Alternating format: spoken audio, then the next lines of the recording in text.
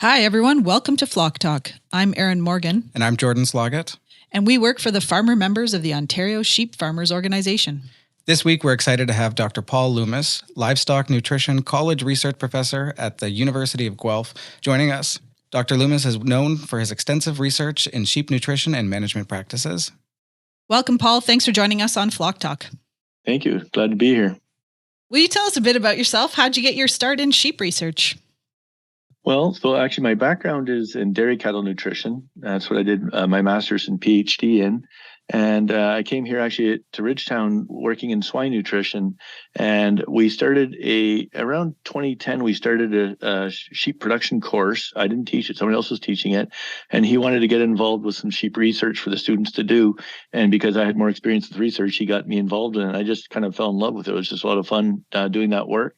And so it kind of grew from there. So when the opportunity came that instructor retired, I jumped into the sheep class so I could teach sheep production class and started getting more and more involved in the sheep nutrition research. Amazing. We understand that the Ridgetown Campus where you work has a research flock of sheep. Can you tell us a little about that flock that you've developed and your research goals with these sheep? Sure. Yeah. So somewhere around 2014, I wanted to do a preliminary study on ewes. And so I bought 8 ewes in and did this project. And I thought before that, I had to bring in market lambs all the time for the trials. And it was difficult just with the health status issues and so forth, bringing that in. So I decided just to build a flock up from those 8 ewes. So now I have about 50 ewes that I've built up to, and I can use them for research now. I can use the lambs for research. And also, of course, we use them for teaching, both in the ag program and in the veterinary technology program as well. And what is your research focus when you're working with those ewes, particularly in the area of sheep nutrition? So lately, actually, what I've been working on is in 2018, actually, I just had this kind of idea one time to try bringing in an electronic sow feeder from the pig barn. I just kind of wondered how that would work. So just the basic premise of it is that every sow would have its own ear tag, a special radio frequency ID tag, RFID tag. So when the sow goes in, it recognizes her and gives her the allotted feed that she's allowed to have. And one of the challenges we always have with feeding any animal in a group pen is that the rich get richer and the poor get poorer, because there's always competition. Like we try to spread the bunks out, but there's still always going to be some of that. And so I just kind of wondered, I wonder how it would work. And so at that time, actually, I approached Ontario Sheep and the company that makes them, and they both we got some money put together, and I bought a feeder. And I turned it into kind of a project with my class, with my small ruminant production class and with my ruminant nutrition class, where we would sit and observe the animals, watch what they're doing so we could make adjustments because, of course, sheep aren't pigs. And so we could adjust the feeder and adjust how things work. And we got to the point now where I don't have hard data because I do have 2 feeders actually now. I went and bought another feeder, but I don't have the replicates and the project to do that. But I'm fairly confident. I can tell you in the last, since probably 2019, I haven't had a case of pregnancy toxemia in the flock because I can identify it ahead of time and be on top of it a lot quicker. My body condition scores are very even in my sheep. So I have a lot of anecdotal data that it's working. And so I actually applied to an Ontario Agri-Food Research Initiative pilot and demonstration stream. So actually, there's a new sheep farm being built close to Clarington in that area, and he's going to be installing 8 of those feeders, and we're going to kind of try it out on a commercial practice and see how it works, and see if we can make it as successful in a commercial setting as I could in my teaching research setting. Very cool. So I think I'm pretty excited about it. So, Paul, zooming out to a big picture view, what do you see as the biggest nutritional challenges facing sheep farmers today, and how is your research aiming to address those challenges? I think a big challenge is managing nutrition efficiently. I think that would be the biggest one. I think a lot of people know how to get their lambs to grow quickly. I know people know how to feed their lambs, but not necessarily the most cost effectively. And so I've tried to challenge the conventional systems and challenge them with some more cost-effective ideas.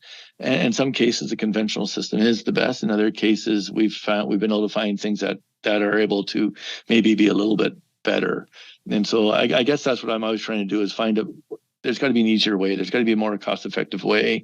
How can we bring this in and just try to challenge some of the status quo on how we have to do things?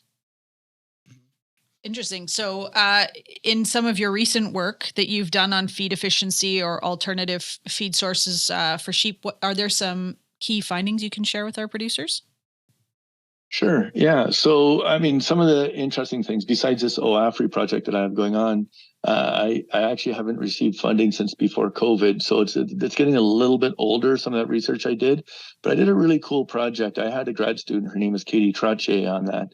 And what we were looking at is acidosis in lambs. One of the things I found that was very interesting is there's a recommendation in the literature about how much fiber sheep need in order to stay healthy. And I did some digging and I found out actually this was never done on sheep. It was done on beef calves, and they just assumed it was the same for sheep. So I wanted to find out what it was for sheep. And so we did a project where we were looking at acidosis with different levels of grain.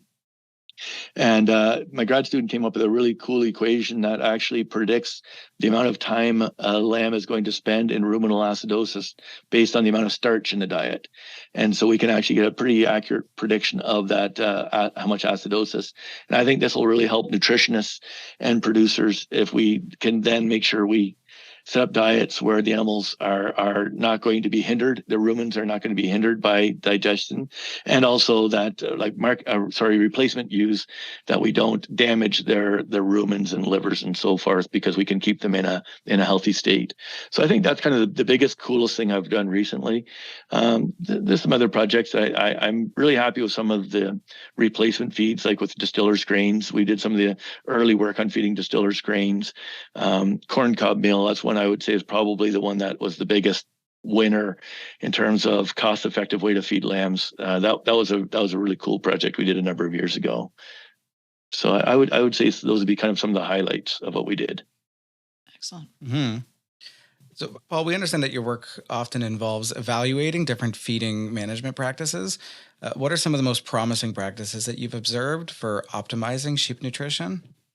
Yeah, so I think we have to be careful when we're optimizing sheep too. Let's talk specifically about lambs, because that's where I've done most of my research, and I like I was just mentioning, the one that came out as a very clear winner was corn cob meal. That's ensiled corn cob meal.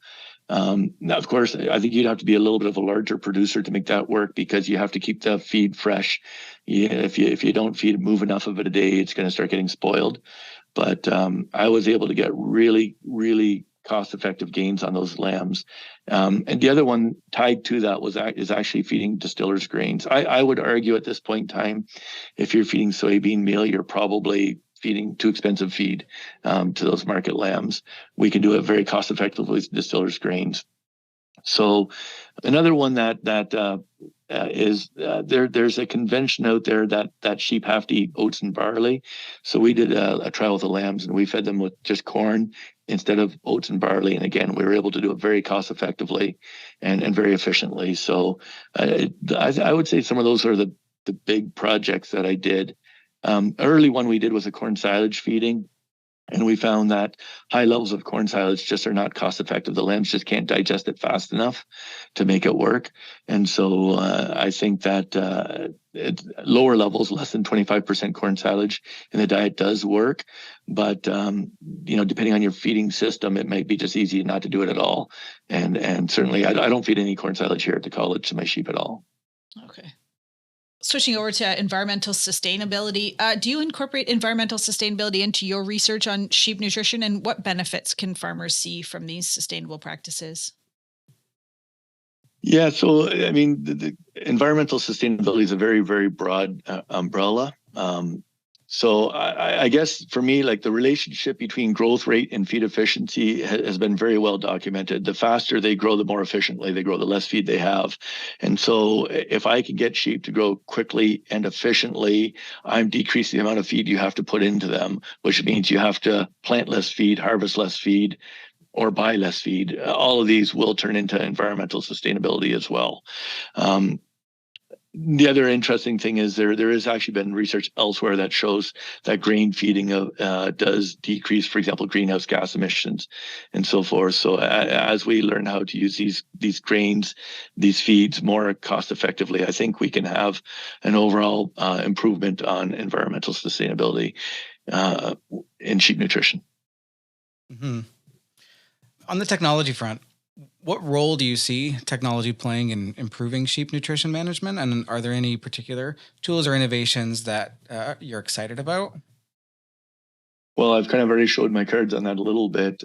Actually, I do. I really do believe that technology is a place. I think that technology is getting to the point where we are going to be able to feed our sheep way more accurately, with way more precision. As a matter of fact, I would say even with these electronic sow feeders, these electronic feeders that I'm using for feeding the sheep now, I believe I can actually feed the sheep more accurately than I know how to.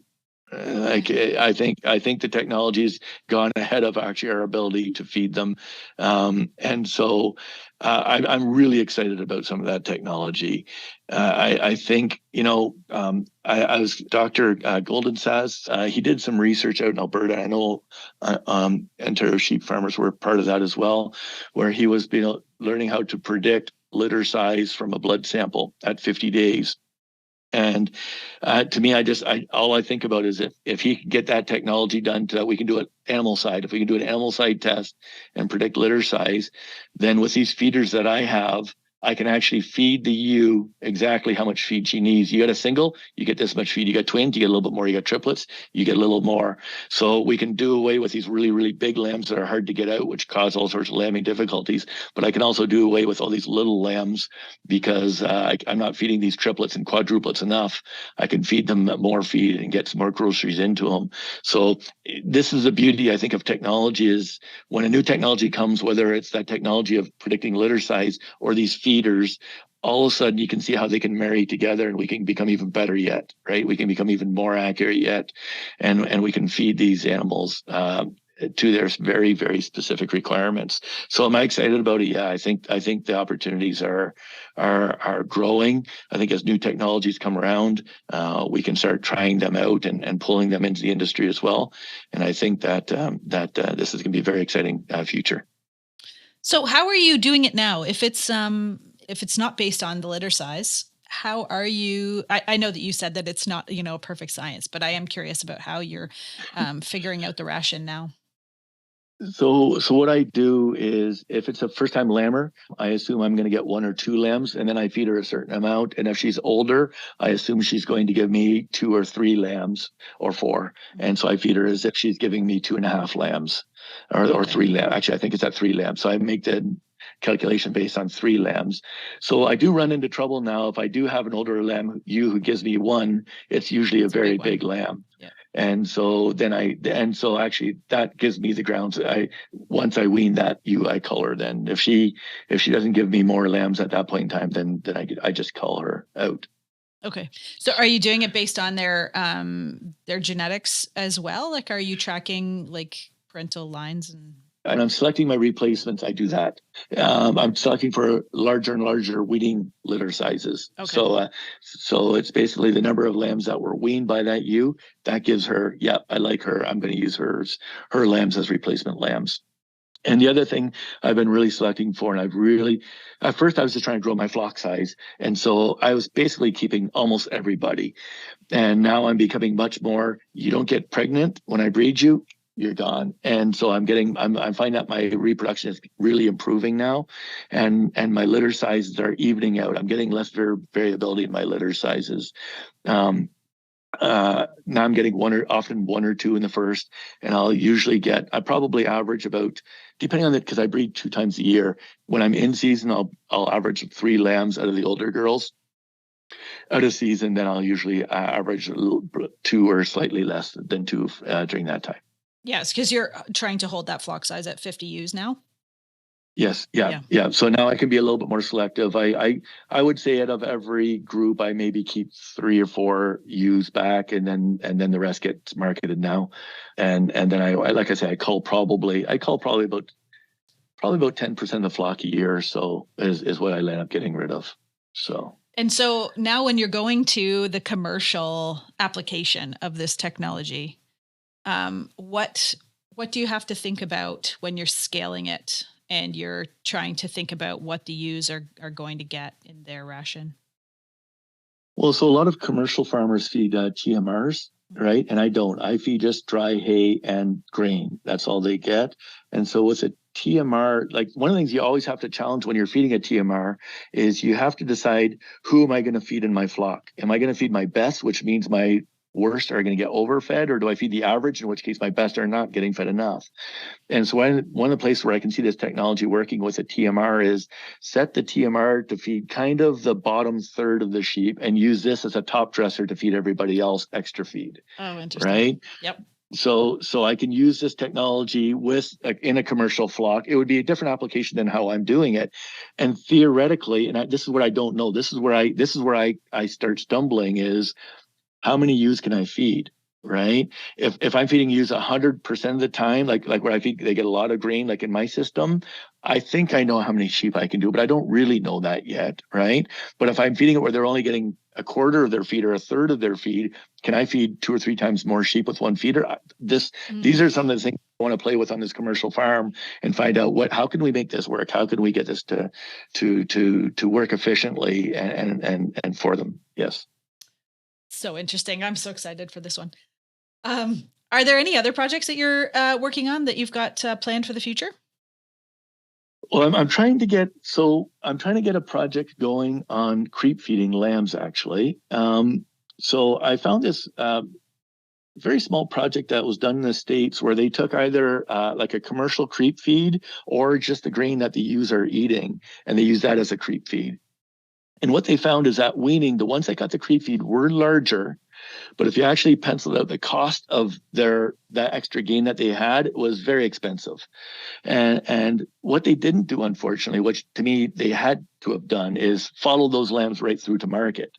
Because if these lambs that are eating the ewe feed are behind, but they can easily catch up, then I'm all for going to a cheaper creep feed. If they never catch up, if they just never get to that point where they would have been, and they can't do so cost effectively, well, then the creep feed wins, right?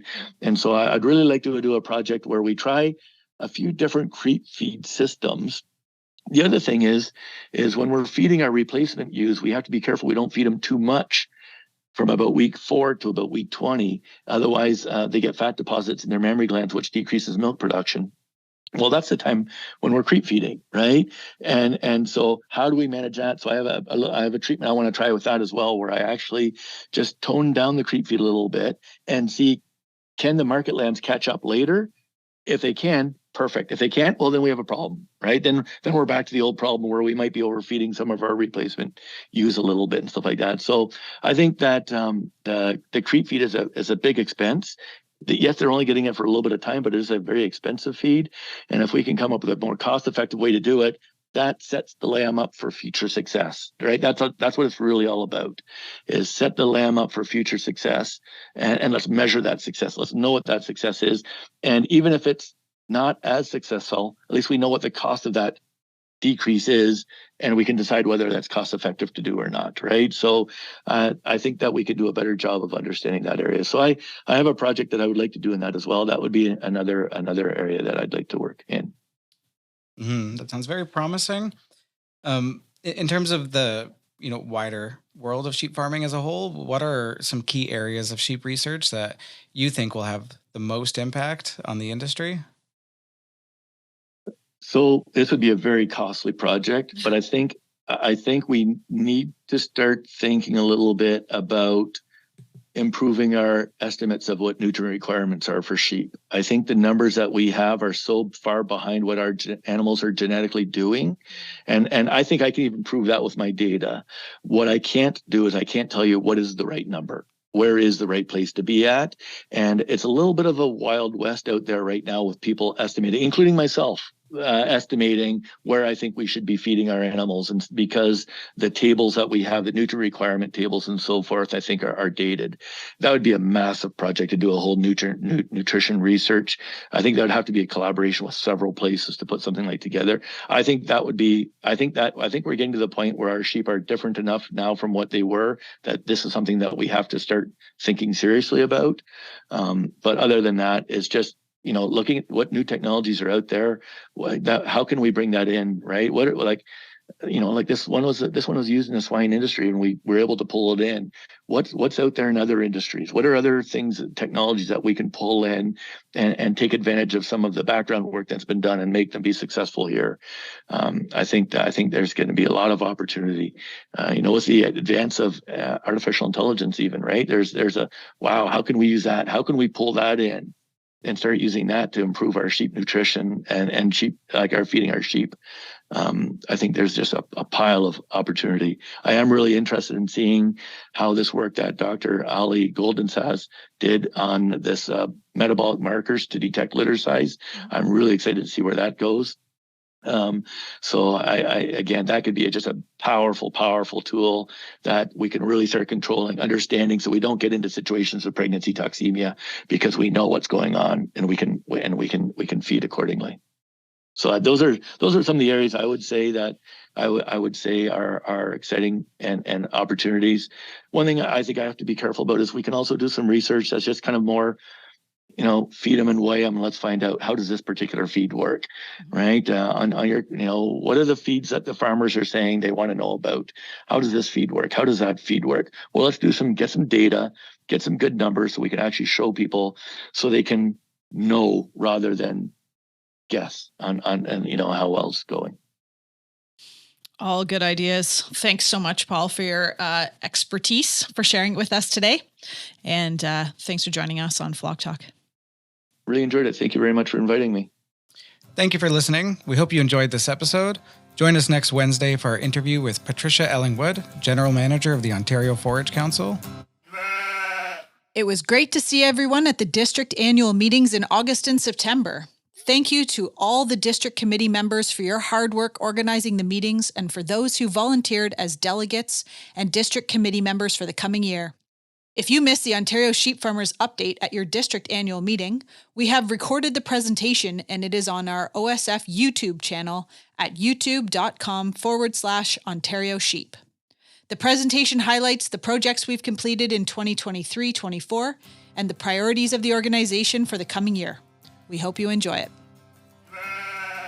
Join us for the Ultimate Ontario Sheep Convention and AGM on October 25th and 26th, 2024 at the Cambridge Hotel Conference Centre.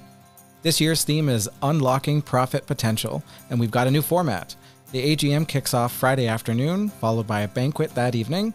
The convention continues Saturday with keynote speaker Dr. Mark Ferguson from NextGen Agra, and we'll have 2 satellite locations this year in Eastern Ontario and Northern Ontario. Register by October 2nd for early bird pricing. Don't miss out. Visit ontariosheep.org/2024 AGM to secure your spot.